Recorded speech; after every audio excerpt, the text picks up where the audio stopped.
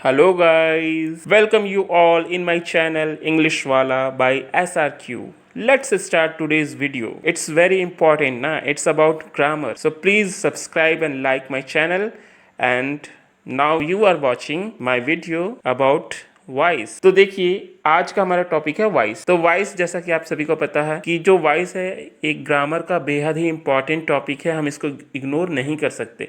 तो आज मैं ये बताऊंगा कि ये जो वॉइस है ये कितने टाइप के होते हैं। ये दो टाइप के होते हैं mainly, active voice and passive voice. तो आपको आज पता चलेगा कि एक्टिव वॉइस को हम पैसिव वॉइस में कैसे चेंज करते हैं। यहीं से हमारा वॉइस का खेल खत्म हो जाएगा। तो आपको बस ध्यान से देखना है वीडियो मेरा, समझना है, कॉपी पेन लेके प्रैक्टिस करना है। That's it, it's so simple ना।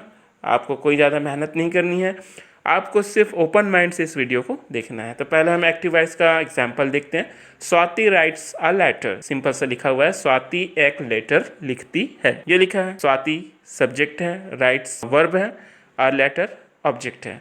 तो इसको हम पैसिव वॉइस कैसे बनाते हैं? A letter is written by Swati. जी हाँ दोस्तों, पैसिव वॉइस में जो ऑब्जेक्ट है वो आपका पहले आता है, ऑब्जेक्ट यूज होता है सामने में। तो हमने ऑब्जेक्ट यूज कर लिया है। तो a letter is written by Swati ऐसा इसमें दिया हुआ है। तो जैसा कि मैंने आपको पहले बताया था, यहाँ पे जो स्वाति है वो क्या है? सब्जेक्ट। किसी का भी नाउन प्रोनाउन जो है वो सब्जेक्ट के बाद लिखा है राइट्स, ऑब्वियसली ये वर्ब है, काम है ये। और जो बचा है अ लेटर, ये है ऑब्जेक्ट। ये तीन चीज आपको समझ में आ गई। पैसिव वॉइस में हम क्या करते हैं? ऑब्जेक्ट को पहले लगा देते, ठीक है। अ लेटर हमने पहले लिख दिया, इसके बाद जो वर्ब है उसको हमको फर्स्ट फॉर्म से सीधा थर्ड फॉर्म में लेके जाना है। तो राइट का हो गया रिटन, ठीक। इसके बाद हमारा जो सब्जेक्ट है वो सबसे लास्ट में आएगा, स्वाति वो है लास्ट में चली गई। और कुछ सेंटेंस में वो अपना रूप चेंज करता है, वो मैं आने वाली वीडियो में आपको बताऊंगा आगे। जैसे जैसे हम आगे बढ़ते जाएंगे, आगे के वीडियोस में ये सारी चीज़ें मैं क्लियर कर दूंगा। तो यहाँ तक आपको नॉर्मली समझ में आ चुका होगा कि सब्जेक्ट क्या है, वर्ब क्या है और ऑब्जेक्ट क्या है, और किस तरह से हम पैसिव वॉइस में ऑब्जेक्ट को पहले लगाते हैं, उसके बाद वर्ब का थर्ड फॉर्म होता है और उसके बाद लास्ट में सब्जेक्ट। हाँ, बीच में हेल्पिंग वर्ब भी होता है और बाय का भी यूज़ किया जाता है। तो यहाँ तक आपने समझ लिया। अब देखते हैं आगे। अब मैं कुछ एग्जाम्पल्स और देने वाला हूँ जो कि एक्टिव वॉइस को पैसिव वॉइस में चेंज कैसे किया जाता है, इसके ऊपर होगा। तो बस आप मेरे साथ जुड़िए रहिएगा, मेरे चैनल को सब्सक्राइब कर लीजिएगा ताकि आपको नोटिफिकेशन मिलता रहे। तो देखिए पहला जो सेंटेंस मैंने लिखा है वो है आई स्पीक इंग्लिश, मैं इंग्लिश बोलता हूँ, ये लिखा है।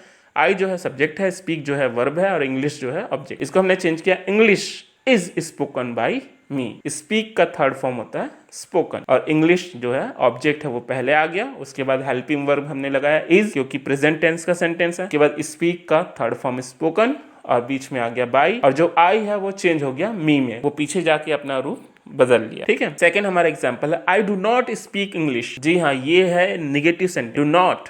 ये कैसे चेंज होगा? English is not spoken by me. हमको क्या करना है? हेल्पिंग वर्ब के जस्ट बाद लगा देना है नॉट, ठीक है। English is not spoken by me, कोई डिफिकल्ट नहीं है इसमें, बेहद ही इजी है ये।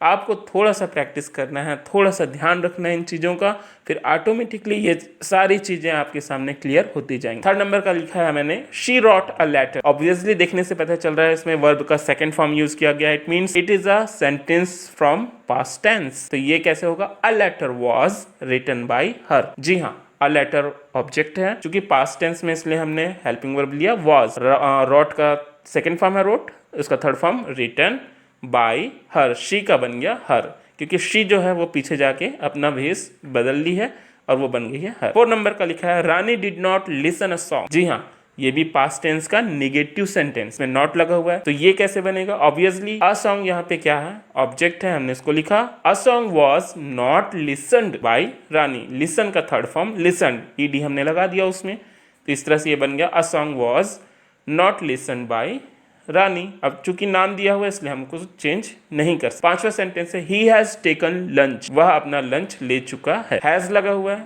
हेल्पिंग वर्ब ऑलरेडी दिया हुआ है। तो ये इसको किस तरह से हमको चेंज करना है? Lunch has been taken by him. जी हाँ, हैज के बाद ओनली आपको बीन पुट करना है, वहां पे बीन लिखना है एंड दैट्स इट। ऑलरेडी उसमें टेकन थर्ड फॉर्म दिया हुआ है तो हम ज्यादा उसको कुछ करेंगे नहीं। Lunch has been taken by him. Last जो सेंटेंस है वो है यू विल ईट फ्रूट्स। ये है फ्यूचर टेंस का सेंटेंस, विल लगा हुआ है। यू विल ईट फ्रूट्स, इसमें ऑब्जेक्ट क्या है? फ्रूट। तो फ्रूट्स को हम पहले लिखेंगे, fruits will be eaten by you. तो विल के बाद ओनली हमको क्या लगाना है, बी लगाना है। जहां पर विल या शैल वाला सेंटेंस आएगा उसमें जुड़ जाएगा बी पैसिव वॉइस में। ठीक है, तो इस तरह से हमारा ये पैसिव वॉइस चेंज होता है। तो आई थिंक आप सभी को ये समझ में आया होगा। एक बार फिर से रिपीट कर लीजिए, वीडियो को देख लीजिएगा, समझ में नहीं आया तो ज़्यादा कुछ कठिन नहीं है। आपको ऑब्जेक्ट का ध्यान रखना है कि ऑब्जेक्ट क्या है, उस चीज़ को शुरू में लिखना है पैसिव वॉइस में, और उसके बाद हेल्पिंग वर्ब रहेगा, उसके बाद मेन वर्ब का थर्ड फॉर्म आएगा, और उसके बाद हम बाई लगाएंगे, और उसके बाद जो भी हमारा सब्जेक्ट है वो पीछे में चला जाएगा।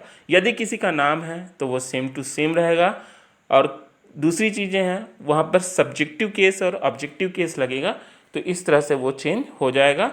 जैसे आई का मी हो जाएगा, वी का अस हो जाएगा, और शी का हर हो जाएगा, ही का हिम हो जाएगा। इस तरह से हम कर देंगे। तो देखा दोस्तों, अब आपको समझ में आ गया होगा कि पैसिव वॉइस बनाते समय हमको कौन कौन सी चीज़ों का ध्यान रखना है। तो आपको कौन कौन सी चीज़ों का ध्यान रखना है वो मैं बताने वाला हूँ एक बार फिर से। जी हाँ, सबसे पहले ऑब्जेक्ट आपको ध्यान रखना है कि ऑब्जेक्ट क्या है, क्योंकि वो सबसे पहले लगता है पैसिव वॉइस में। ठीक, और ऑब्जेक्ट के अलावा आपको ये पता होना चाहिए कि सब्जेक्ट जो है वो सबसे लास्ट में जाए। पैसिव वॉइस की बात हो रही है ना। और जो वर्ब है, जी हाँ मेरे फ्रेंड्स, जो वर्ब है वो अपने थर्ड फॉर्म में आ जाएगा। अगर फर्स्ट या सेकंड दिया है तो थर्ड फॉर्म कर देना है, और थर्ड दिया हुआ है ऑलरेडी तो वो जस्ट उसको सिंपली लिख के। अलावा बाई यूज होता है, आपको पता है पैसिव वॉइस में बाई का यूज किया जाता है, और हेल्पिंग वर्ब का भी ध्यान रखना बेहद जरूरी हो जाता है। तो इस तरह से हम देखते हैं कि पैसिव स्ट्रक्चर, पैसिव वॉइस का जो स्ट्रक्चर है वो क्या बना, object plus helping verb plus verb का third form plus by plus subject. तो ये है हमारा पैसिव वॉइस का सिंपल स्ट्रक्चर। तो ये चीज़ अगर हमको याद हो गई और हमने इसका प्रैक्टिस कर लिया तो फिर ये ऑटोमेटिकली हमारे माइंड में फिट हो जाएगा, और इन फ्यूचर हम इजीली किसी के सामने भी इसको एक्सप्लेन कर सकते। तो अब मैं आगे आपको और भी बहुत सारे सेंटेंस बताऊंगा जो आपके बोर्ड एग्जाम के लिए हेल्पफुल होगा या लोकल एग्जाम के लिए आपको हेल्प करेगा। कुछ ऐसे इंपॉर्टेंट क्वेश्चंस कराऊंगा मैं वॉइस के बेस पे। तो मेरा नेक्स्ट वीडियो बहुत जल्दी आने वाला है। नेक्स्ट वीडियो में मैं आपको बताऊंगा कि कौन कौन से क्वेश्चन रिपीट करते हैं, कौन से क्वेश्चन को किस तरह से बनाया जाता है, वो मैं इजीली आपको समझाऊंगा। तो बस आप मेरे साथ बने रहिएगा। मेरे चैनल को आपको लाइक एंड सब्सक्राइब करना है, और सब्सक्राइब करने इसलिए बोलता हूँ ताकि बार बार जब भी मेरा वीडियो बने तो आपके मोबाइल में ऑटोमेटिकली उसका नोटिफिकेशन आ जाए, तो आपको पता चल जाएगा कि हाँ मेरा एक और इन्फॉर्मेटिव वीडियो आ चुका है। तो बस दोस्तों, आज के लिए इतना काफ़ी है। तो नेक्स्ट वीडियो का वेट कीजिएगा। Thank you so much, take care.